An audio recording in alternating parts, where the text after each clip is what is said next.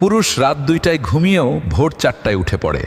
সে ঋণে ডুবে থাকতে পারে, নিঃস্ব হতে পারে, জীবন তাকে চারদিক থেকে ভেঙে ফেলছে, তবুও সে হার মানে না। তার মনের ভেতর একটা আশা থাকে, একদিন সব ঠিক হয়ে যাবে। কারণ পুরুষ ভেঙে পড়ে না, নীরবে সহ্য করে যায়। মেয়েরা নিজের বাড়ি ছেড়ে আসে, এটা সবাই দেখতে পায়।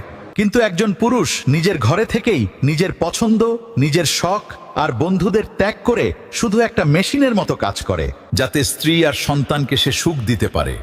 আর এটা কারো চোখে পড়ে না। পুরুষের মতো ত্যাগ কেউ করতে পারে না। মেয়েদের তো বাপের বাড়ি থাকে, কখনো ক্লান্ত হয়ে পড়লে সেখানে চলে যায়, একটু বিশ্রাম নেয়, একটু প্রাণ খুলে হাসে। কিন্তু ছেলেরা কোথায় যাবে? তারা কোন দরজায় কড়া নাড়বে? ছেলেদের কোনো বাপের বাড়ি থাকে না। তাদের তো প্রতিটি ঘরই দায়িত্ব হয়ে দাঁড়ায়।